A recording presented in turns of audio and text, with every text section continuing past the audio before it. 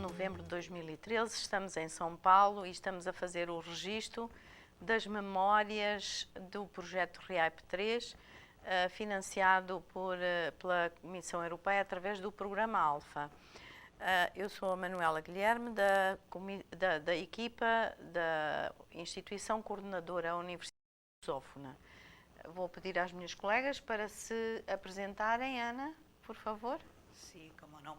Mi nombre es Ana Donini, yo soy coordinadora del equipo de REAIP 3, Nacional de San Martín de Argentina. Y estoy, colaborando desde el comienzo con el proyecto y ahora estamos llegando a su etapa final. Maria da Graça Nóbrega Bowman, sou professora da Universidade do Sul de Santa Catarina e coordeno a equipe da REAIP 3 nessa universidade. A Universidade do Sul de Santa Catarina está situada também no Brasil. Muito bem, eu agora ia pedir para iniciarem a conversa explicando o contexto institucional que o projeto REAIP 3 encontrou no início do projeto em 2011, ¿no es? Bueno, cuando comenzamos en el 2011 con el proyecto, en realidad la Universidad Nacional de San Martín, el contexto institucional, era muy favorable a este proyecto, ya que se trata de una universidad pequeña que está en el conurbano bonaerense, en una zona donde de una extracción social muy baja, donde hay poblaciones vulnerables, y esta es una universidad que comenzó hace 20 años aproximadamente y con una gran preocupación por responder a las necesidades de su comunidad y de la zona. Con lo cual el proyecto REAIP tuvo una muy buena acogida dentro de la universidad. Nosotros venimos los del proyecto REAIP del área de educación y tuvimos una muy buena relación con las autoridades, con la Secretaría General Académica y nos apoyaron en esa primera etapa de diagnóstico, donde pudimos detectar que si bien la universidad era inclusiva y trataba de tener un acceso muy amplio a todos los estudiantes de la zona, había un serio problema de deserción y de abandono en los primeros años. Y ahí concentramos la atención del proyecto. Hubo, digamos, encuentros con los profesores del ingreso de primer año y también tratamos de armar una red con otras universidades de la zona del conurbano bonaerense que tienen problemas similares. En la primera etapa, el diagnóstico mostró esta situación de que la deserción era muy grande, sobre todo al terminar el primer año.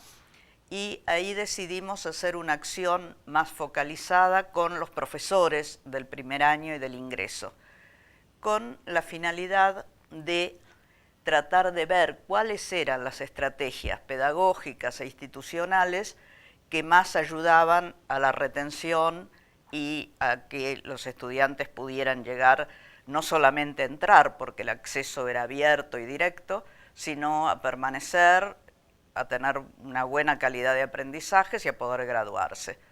Y ahí el proyecto comenzó, primero con una parte diagnóstica, con un estudio, y compartiendo con los docentes de 4 universidades los mayores problemas que había, tratando de buscar estrategias que pudieran favorecer esto.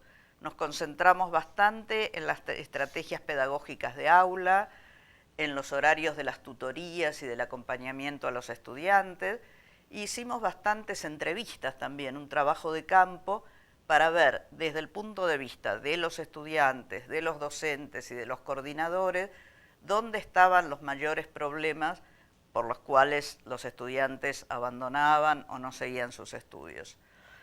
Bueno, esto dio lugar a muchos intercambios, a varios encuentros.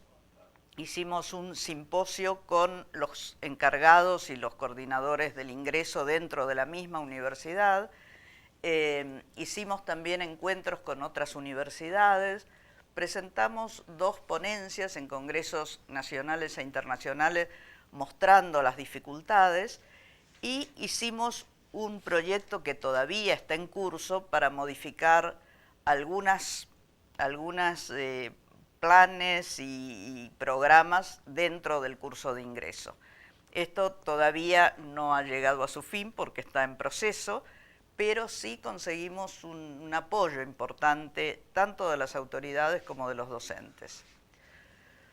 Si vamos a pensar en las dificultades, yo diría que las mayores dificultades estuvieron un poco en el tema de los tiempos y en que todos estamos enseñando con diversos proyectos y con diversas iniciativas, y a veces no es fácil encontrar los tiempos y el nivel de la frecuencia de las reuniones y de la productividad que nos gustaría. O sea que ahí vemos que todavía hay que seguir trabajando, digamos.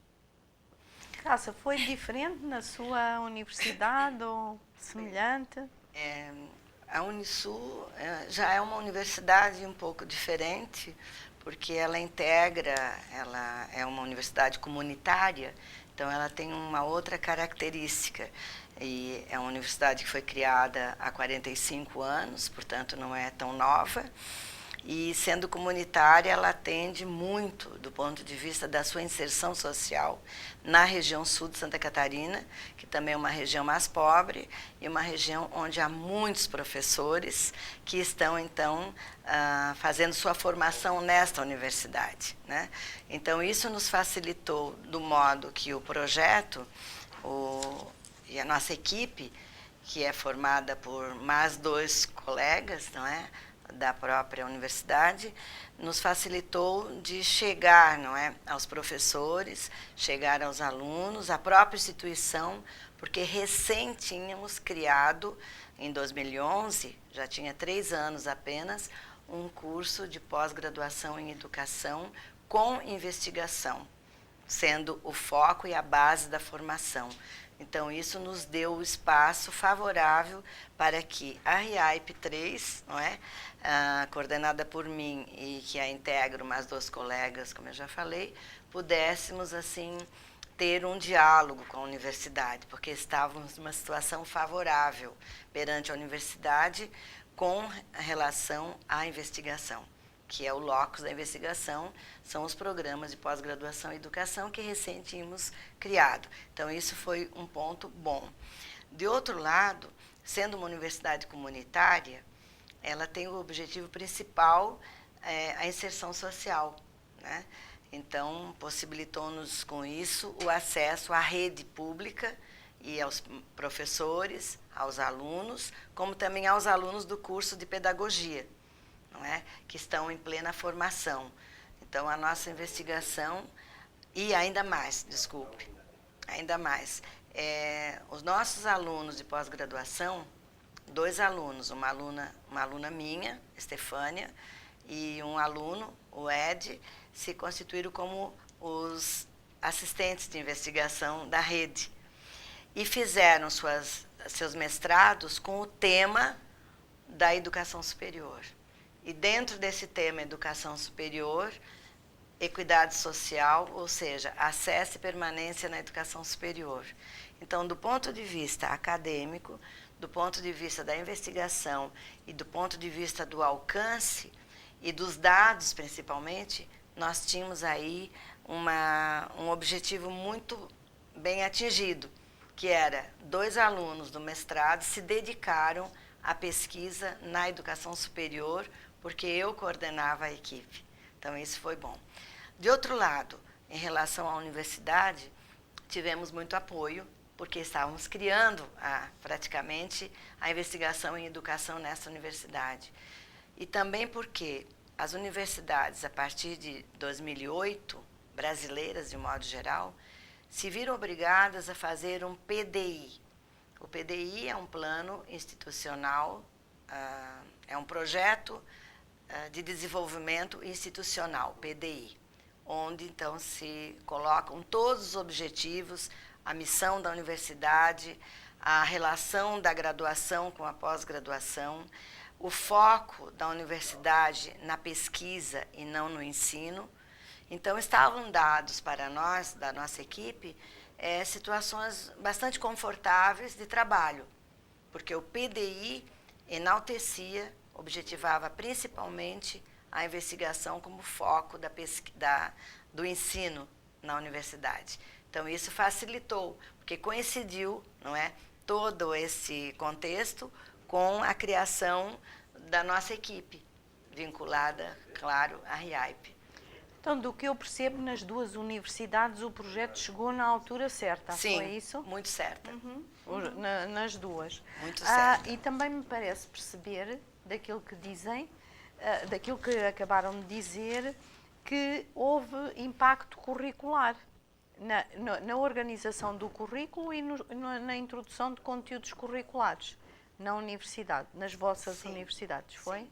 Sim, porque, por exemplo, como os nossos alunos estavam fazendo o seu trabalho de dissertação, de mestrado sobre educação superior, criamos, por exemplo, no âmbito do currículo do curso de mestrado em educação, disciplinas relacionadas com a formação, porque nós temos um currículo que não é um currículo, como se diz, um currículo travado, ele é um currículo que pode sofrer modificações a ponto de dar mais possibilidade de pesquisa. Então, criamos disciplinas como planejamento educacional, políticas da educação, financiamento da educação, e dentro de uma linha de pesquisa, Educação Brasileira, História e Contextos, e dentro de uma linha de pesquisa, Educação Brasileira e América Latina, fizemos assim um pouco a ponte para esse debate interno no curso de mestrado em educação, consequentemente, por meio de seminários, por meio de eventos, por meio de debates internos na universidade, ampliamos o debate para outros setores. Esse foi um avanço, porque não tínhamos isso se não tivéssemos talvez a RIAIP. A RIAIP nos ajudou a ampliar o debate interno e externo sobre educação superior e sobre concepção de universidade, que era um debate que estava meio, como se diz, meio morto, não é? Então, portanto, deu alguma legitimidade e estruturou a intervenção, de certo modo, não é? Sim. E nos deu muita credibilidade, né? Porque não éramos uma equipe Unisul, éramos uma equipe Unisul de mais 29 outras equipes de América Latina e de Europa. Então, isso nos deu também, além de legitimidade, nos deu visibilidade dentro da universidade e credibilidade. Passaram um pouco a nos colocar num outro âmbito de valor interno, porque tínhamos um papel que não era só interno aqui, mas também externo, em relação com outros pares. Sí, concuerdo totalmente. Dentro de la Universidad Nacional de San Martín, también todos los grupos que se están formando para la maestría, también tenemos dos que están tomando en combinación o en coordinación con los equipos RIAIPE temas de investigación para su tesis de maestría vinculado con estos temas de inclusión y sobre todo de atender la coordinación o la articulación de la universidad con las escuelas secundarias de la zona, que eso ayuda mucho para la inclusión y el acceso. Y también hay otra maestranda que está terminando su tesis para ver las prácticas dentro del aula que favorecen más la inclusión. Esto, bueno, como decía María Grasa, también nos ha permitido los seminarios que se hicieron de RIAIPE con todo el apoyo de las universidades de la red, posicionarnos dentro de la universidad de otra manera y poner estos temas más en debate con otros departamentos, con otras escuelas. Esto también me parece que ha sido muy importante. Portanto, o impacto gerou-se não só dentro da equipa, do departamento, mas também da universidade em geral, o debate sobre a responsabilidade social da universidade. E em relação ao público em geral, em relação às comunidades externas à universidade, ou foi mais um impacto de ordem científica? Olha, eu acho que o impacto de caráter científico foi maior, porque essa universidade não tinha, não é, até 2008, então, portanto, somente 3 anos antes da RIAIP entrar aí com a nossa equipe, ela não tinha a cultura da pesquisa bastante desenvolvida, porque aí há todo um contexto político que fugiria ao nosso debate aqui contemplar, né? Que essas universidades elas tinham um objetivo muito mais de desenvolvimento regional a partir do ensino, e foram criadas 16 universidades comunitárias entre os anos de 1962 a 1966, portanto, mais de 40 anos. E, então, ela se voltou muito para o debate interno. Como sair de uma universidade de ensino para uma universidade de pesquisa, dentro de uma concepção de universidade. E como agregar a esse seu objetivo de ensino e pesquisa a extensão, como agregar a relação com a comunidade, no caso, com a sociedade do sul de Santa Catarina. Como fazer isso, né? A partir da pesquisa, certo? Esse foi um debate difícil de fazer, mas, pela sua característica comunitária, isso já vinha sendo feito a despeito da pesquisa. Vinha sendo feita com, obviamente, possibilidade de serviços da universidade gratuitos, não é? Por exemplo, fisioterapia, direito, medicina, mas a educação estava um pouco aquém de tudo isso. E assim, com esse projeto, nós, vamos dizer assim, não resolvemos esse problema, mas contribuímos muito. Porque também coincidentemente, sabe, Manuela, é uma questão nacional. A pesquisa na Universidade Brasileira, ela sempre esteve muito reclusa à universidade. A produção científica era meio dos pares para os pares. Com os últimos 10 anos, no Brasil, com as mudanças políticas que ocorreram, as universidades se viram mais obrigadas a trabalhar na sua inserção social, que a Unisul vinha fazendo muito pela via do ensino, não da pesquisa. Então, também nacionalmente havia um contexto favorável. Por quê? Porque havia mais verbas, mais financiamento da pesquisa, percebe? Então, essa pesquisa, agora no Brasil, se voltava também, na educação, para os professores da rede pública. Então, todas as questões foram favoráveis para que o projeto RIAIP tivesse apoios, porque não só pelo seu financiamento, que possibilitou, por exemplo, como uma boa prática, que 2 mestrandos fizessem seu curso, não é, com becas, com bolsas da RIAIP, como assistente de investigação, mas possibilitou pelo tema, não é, um maior debate sobre o papel da própria universidade. E principalmente na formação de professores da rede. Associado com o Observatório da Educação da CAPES, que também trabalhava junto conosco. Então, nosso projeto não era um projeto separado dos demais. Ele estava junto. Articulávamos internamente também. E muita produção científica aí. Muitos textos, muitos eventos, livros. E aí, a RIAIP nos favoreceu nisso, com essa produção que também temos feito para ela, né? Para a rede. Sí. Foi uma colaboración recíproca, ¿no es? Recíproca. Exactamente. Recíproca, claro. Ana.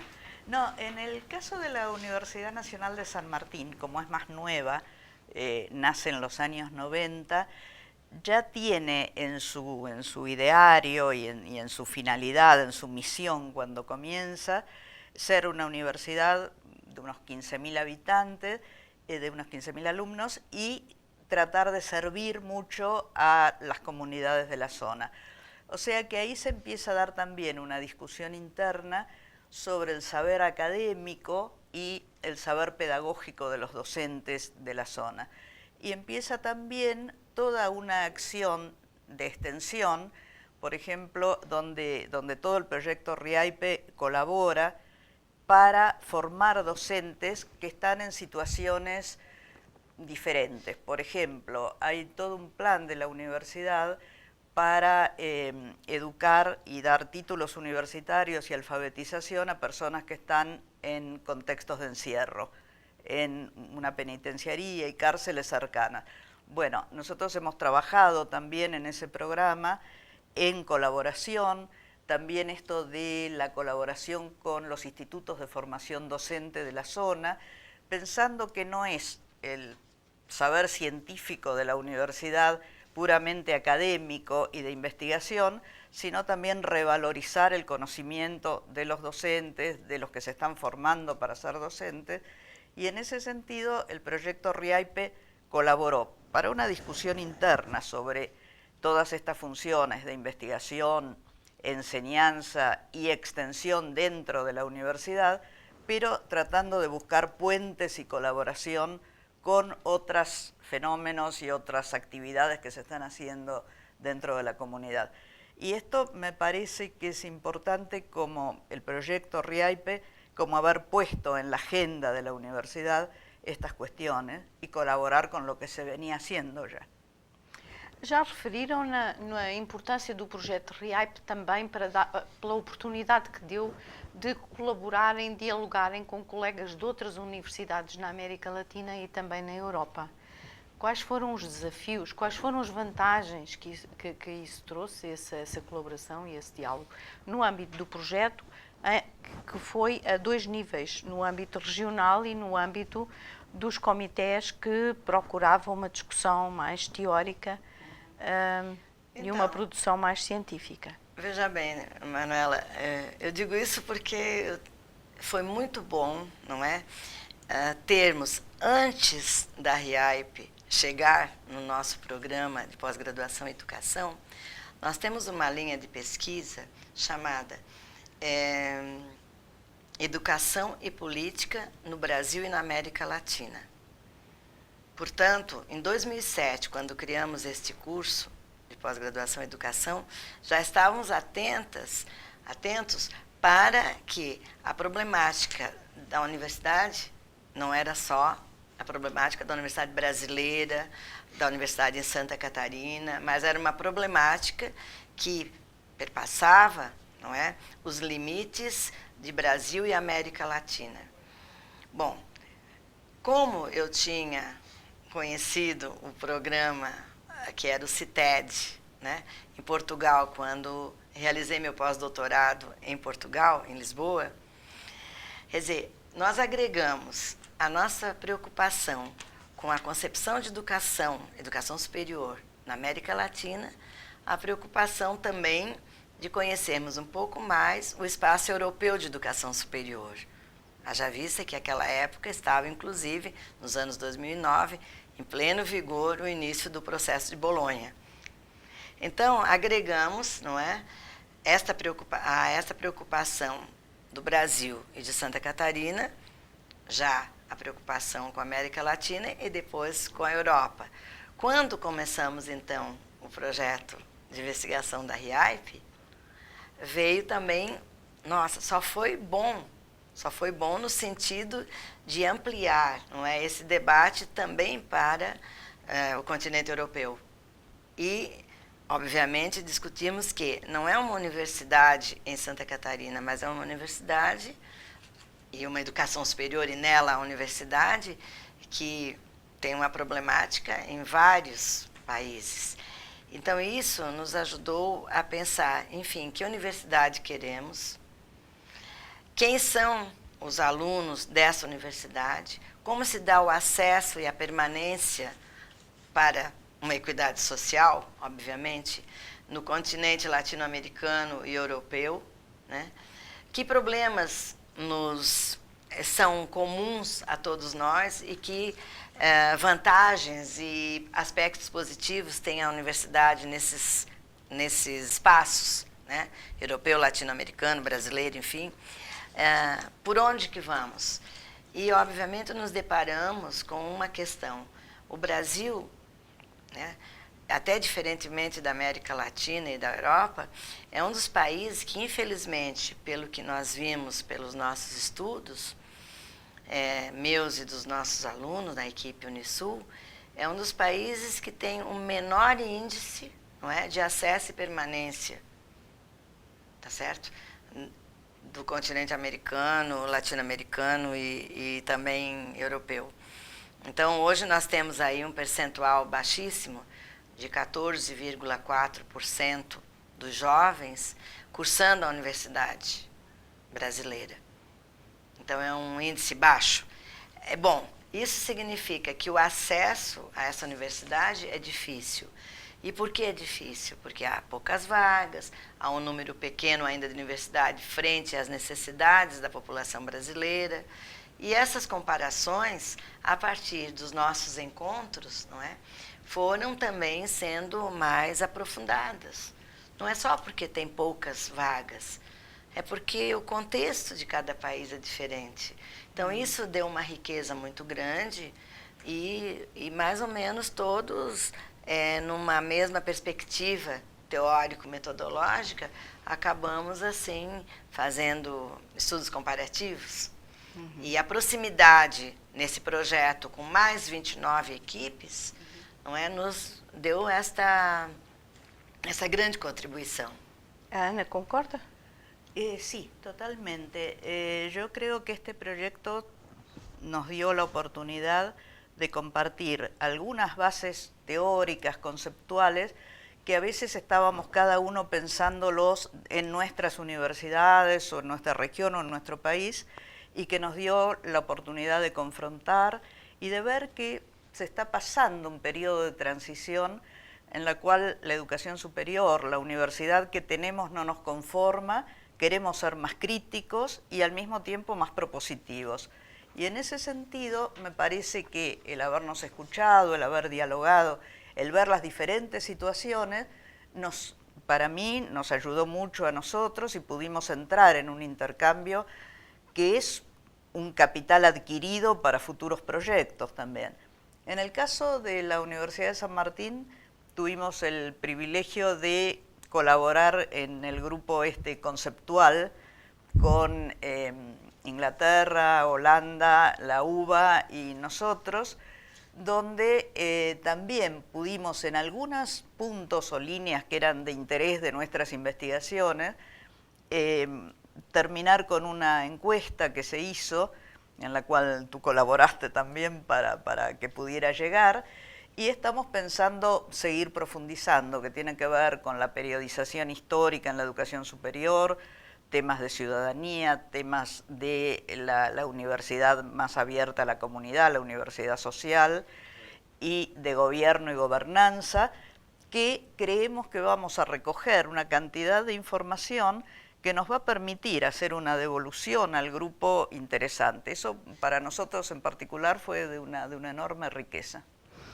Eu queria resumir aquilo que disseram, porque me parece que individualmente os investigadores têm os seus intercâmbios, as suas colaborações com outros investigadores, portanto não era que não tivessem essa experiência, mas aqui houve na realidade uma interação, um diálogo, uma colaboração entre equipas, e isso fez a diferença.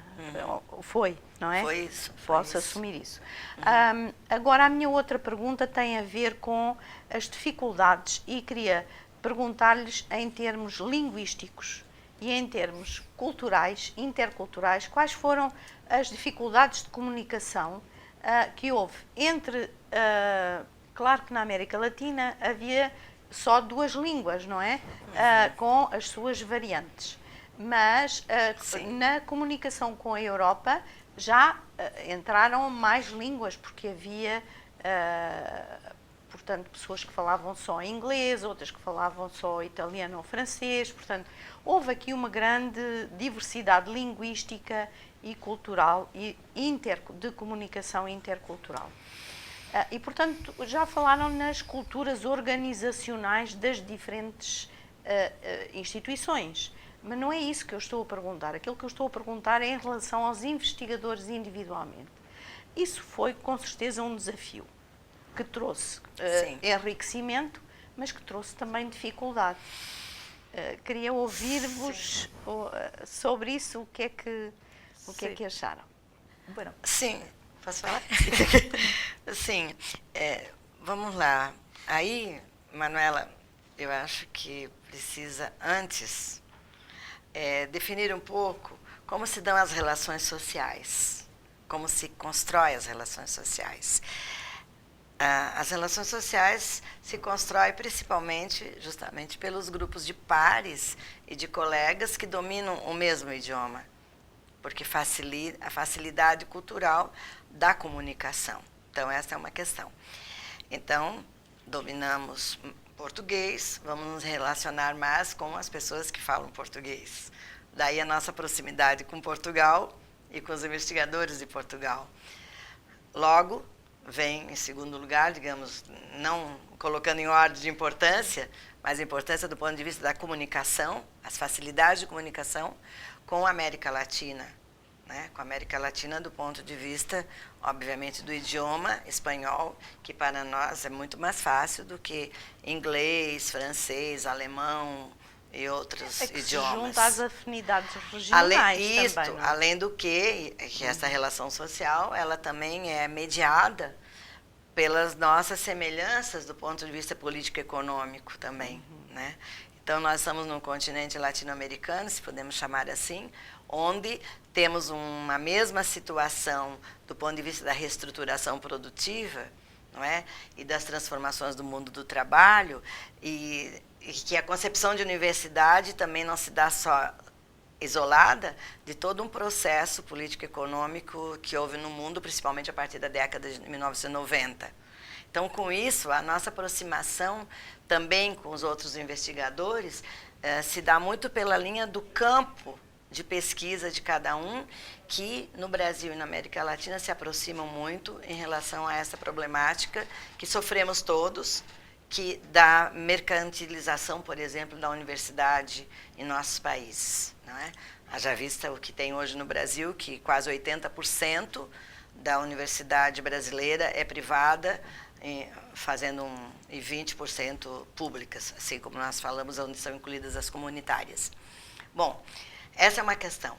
E daí a comunicação se tornou para nós mais fácil com algumas universidades, né? Então, nós nos comunicamos muito e fizemos alguns trabalhos com Ana, com Mônica, da Unisam, com Adriana, da UDELAR, do Uruguai, com Silvia e outros da UBA, da Universidade de Buenos Aires, né? Com a Assunção, com o Chile, sim, mais ou menos rapidamente isso. Depois com Barcelona, olha que o idioma é o mesmo, né? Com a Universidade de Barcelona, com Sandra e outros, com demais, com José Beltrán, não é? Com México, tá certo? E na Europa, além de Portugal, fizemos com a França, com a Universidade Lyon 2, porque havia também uma proximidade de interesse nos nossos campos de estudo. Então, o que definiu...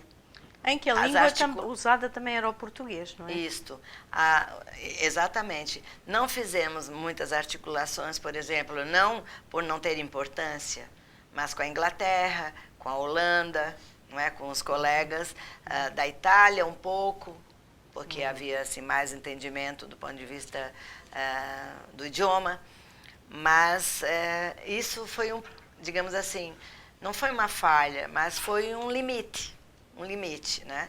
Ainda que o idioma inglês seja um idioma necessário para a comunicação em todos esses países, nem todos os colegas, por exemplo, da minha universidade, dominam o inglês como idioma. Então, isso também faz com que haja um limite de comunicação, com certeza, assim como também os colegas da Inglaterra e de outros países que falamos há pouco, Alemanha, Holanda, etc., não dominam o português, muito menos o espanhol, percebe? Então, esse foi um limite, mas não foi um limite que atrapalhou, não é?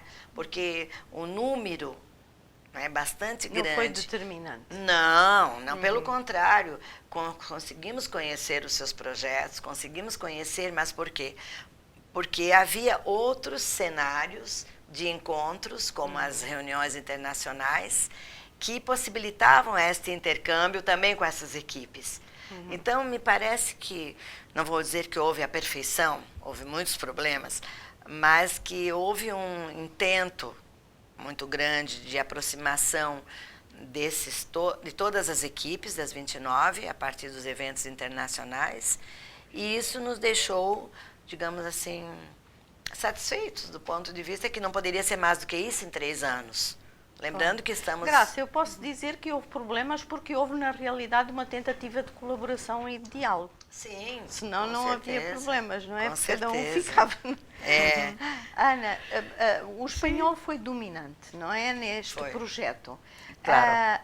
Mas, claro que há diversidades culturais entre os vários países de língua espanhola participantes neste projeto, quer dentro da América Latina, quer com a Europa. Sentiu essas dificuldades, esos desafíos? A ver, yo comenzaría diciendo que me parece que la diversidad fue grande, pero fue una riqueza. O sea, me parece que nos enriqueció a todos. Sí. También es verdad, y en esto coincido con lo que decía María Grasa, que hay mayores afinidades a los que compartimos problemáticas comunes. Nosotros, a pesar de que con Brasil tenemos lenguas diferentes, estamos muy cercanos, nosotros ya cada vez entendemos más portugués. Nosotros más español. Y ustedes más español. Digo, tenemos muchos problemas en común, diferentes realidades en las universidades, pero relaciones más fluidas, más cercanas dentro de Mercosur. En la región latinoamericana también hay diferencias. Nosotros, por ejemplo, el problema de las universidades indígenas y demás, en Argentina en concreto, no se han desarrollado tanto, está comenzando algún movimiento en esa línea, pero no tan prioritario como en otras zonas de América Latina. Y es verdad que el rol de los europeos para mí fue muy enriquecedor, pero fue tal vez diferente. Yo creo, por la oportunidad que tuvimos de esta investigación, por ejemplo, con Inglaterra y con Holanda, ellos aportaron visiones sobre los temas de ciudadanía, de la periodización de las reformas educativas y demás, que nos dieron otra perspectiva y que nos ayudaron a lo mejor a dimensionar nuestros problemas también con otra mirada. También me parece que los europeos que tuvieron la experiencia del espacio común en educación superior, del espacio europeo de educación superior, que ahora el proceso de Bolonia está bastante criticado y con sus deficiencias, nos ha ayudado también a ver los procesos de integración regional dentro de América Latina para no cometer los mismos errores o tratar de tomar las mismas fortalezas.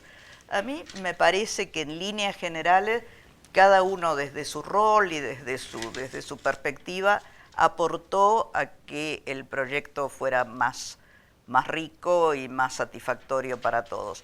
Tal vez conocimos mejor las realidades latinoamericanas en estos términos de diagnóstico, planes de acción, buenas prácticas y demás. Yo de Europa eso conocí menos o socializamos menos cuáles fueron sus tareas o sus investigaciones allá. Pero lo que nos llegó me parece que fue muy enriquecedor. Porque na Europa já há mais esta experiência de intercâmbio e colaboração entre universidades e entre países, não é? Sim. Não é? Já responderam a esta questão ao longo da vossa conversa, mas eu gostaria que resumissem, para terminar, qual vos parece que é o legado deste projeto para o futuro, em termos para a própria América Latina, não é? Na implementação da equidade e da coesão social e no diálogo com a Europa no âmbito deste tema e desta preocupação também. Então, pode ser a Ana que... Quer falar antes, Ana? Sim, Ana. por favor. Muchas gracias.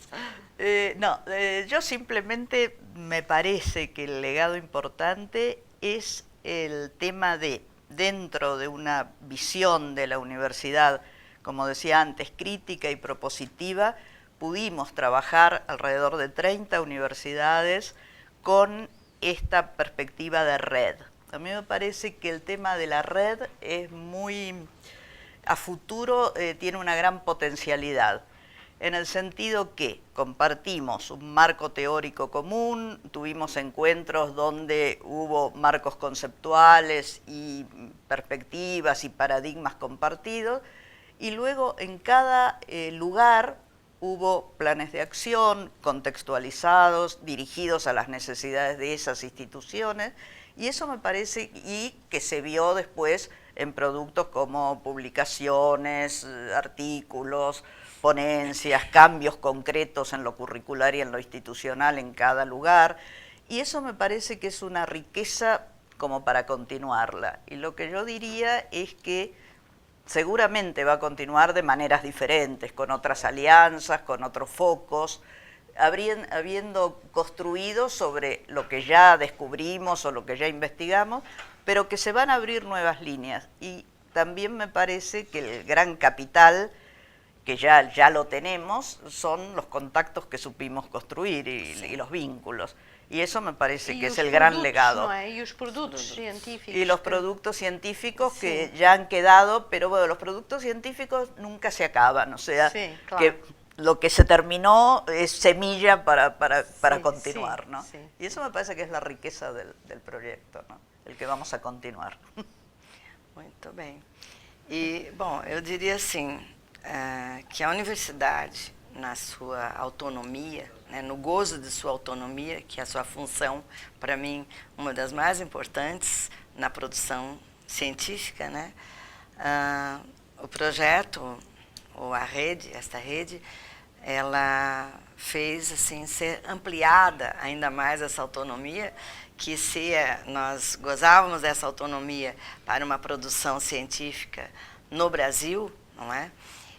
A rede nos possibilita que nós estejamos produzindo ciência, e aí no caso ciência da educação, não é? No âmbito agora de todo o continente latino-americano, praticamente, nessas 30 equipes, né, e europeu. Então isso já é um grande legado. A possibilidade de ter construído e possibilitado alguma produção científica e a continuidade delas, né? Dessa produção ampliada agora com outros pares que, se não fosse a RIAIP, não conhecíamos.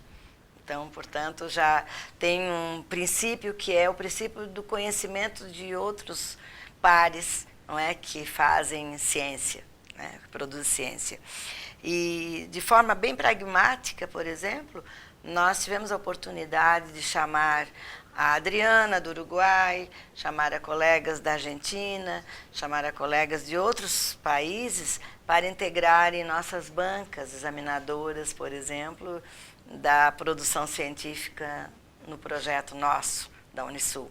Então, vieram colegas de outros países, financiados pela própria instituição, para estarem aí produzindo também artigos conosco, artigos científicos. Essa possibilidade de você estar ampliando para outros países aquilo que fazia só internamente. Isso foi muito bom.